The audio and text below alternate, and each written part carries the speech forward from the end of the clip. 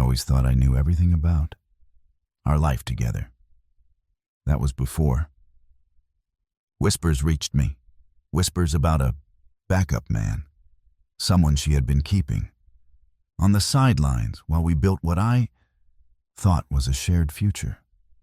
My wife. Hannah had always been magnetic. Her laughter filling rooms, her charm, disarming anyone around her. I loved that about her. I trusted that about her. But trust, I was learning, is fragile, and sometimes it hides truths you never want to face. It all started with casual comments from friends, half jokes that hinted at something more. "She's always got a backup, you know," one of them had said, smirking. I laughed at, first masking the unease rising in my chest. That wasn't Hannah. She wouldn't do that. She wouldn't betray what we had. And yet, doubt planted its seeds, and I couldn't shake them. Our relationship had been steady, not without its bumps, but steady. I, Nathan, worked long hours as a project manager, keeping schedules, clients, and deadlines in line. Hannah ran her own marketing firm full of meetings, calls, and late nights. We balanced each other, my grounded nature against her vivacious spirit, or so I thought. The first real warning came one evening when I returned home earlier than expected. I found a text on her phone that wasn't meant for me, flippant, intimate, familiar in a way that made my stomach twist. My hands tightened around the door handle. My mind raced, but I stayed calm. I didn't confront her that night. I watched. I observed. I gathered the fragments that would become the truth. Over the next few days, I pieced together what my friends had hinted at. Hannah had been cultivating a plan B, a man she could turn to if our relationship faltered, someone she thought would never cross my path. It was audacious, it was insulting, and above all, it was a challenge. I'd realized in that moment that I had two choices: crumble under the betrayal, or turn the tables entirely. And I knew which one I would take. The moment of reckoning was coming. I didn't need to act rashly. I just needed precision, timing, and a plan that would expose the truth while reclaiming the power she thought she had. I would not allow her games to dictate my life, my dignity, or my reputation. I watched her carefully over the next week, noting the subtle way she communicated with him. The backup man, Justin, whose existence had been kept secret. Hannah didn't even realize I was aware, and that gave me an advantage. She texted, called, and arranged meetings, thinking she could manage everything behind a veil of secrecy. But I wasn't angry in the chaotic sense. I was calculating. I knew that if I stayed composed, I could turn the situation to my favor. Then came the weekend she had planned to meet him at a bar downtown.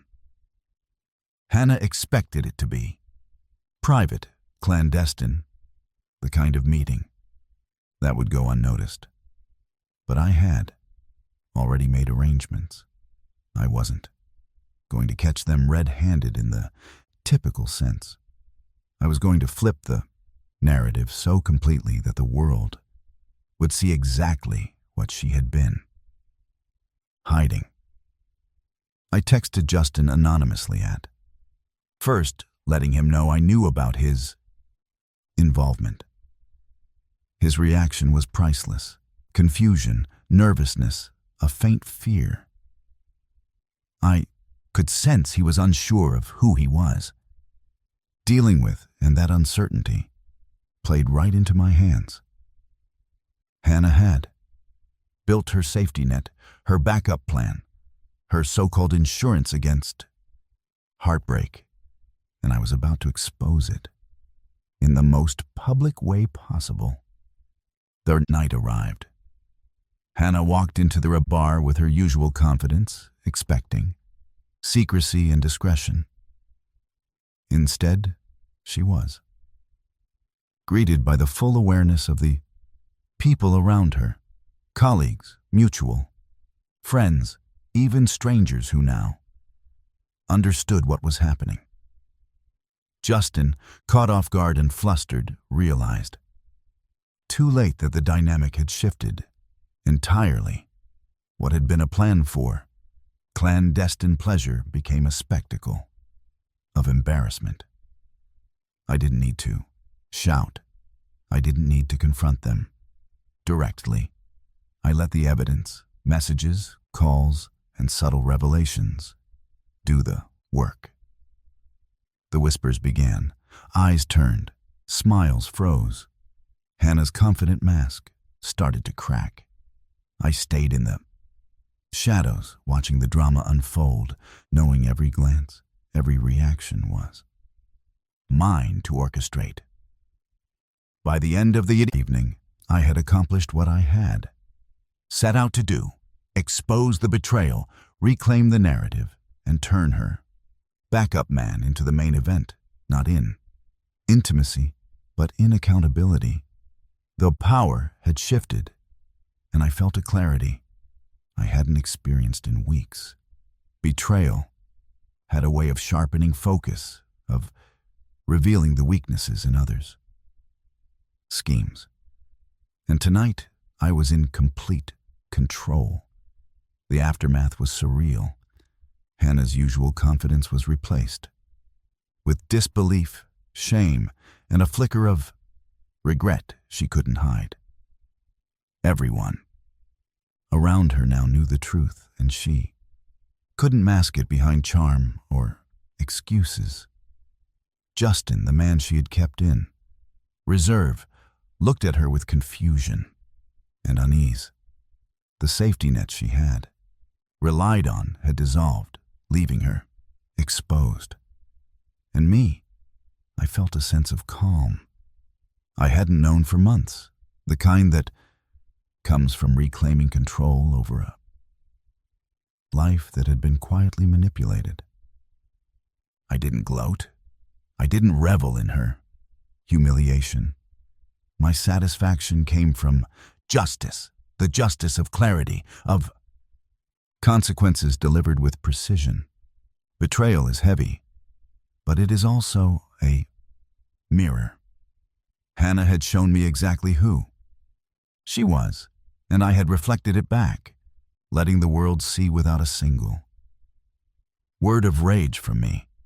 The balance had been restored, not through anger, but through awareness and action. Later that evening, when the bar emptied and the city lights flickered outside, I sat alone, reflecting on everything that had happened. Our marriage, once a shared sanctuary, had become a stage for deception. The woman I had loved had built a backup plan, a secret that I would have never tolerated if I had known. And yet, I realized that betrayal, as painful as it is, can also be liberating. It strips away illusions, forcing clarity and forcing choice. I chose myself, my dignity, and my peace. I returned home, walking through the rooms that once held laughter and quiet, intimacy. The emptiness was profound, but it was also freeing. Each step reminded me that I no longer needed to invest energy in someone who had hidden their intentions, who had valued another above our life together. The betrayal was hers, the exposure was mine, and the lesson was universal. never underestimate the consequences of deception. In the days that followed, I rebuilt my world. I didn't seek revenge in petty ways. I didn't need to. Hannah had lost more than just discretion. She had lost the trust and respect that had taken years to cultivate.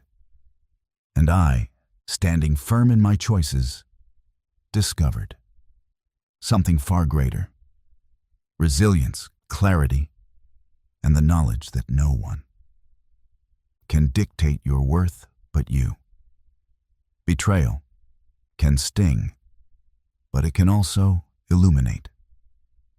That night, as I finally closed the door behind her for good, I understood that the main event of my life was not her secrets nor her games.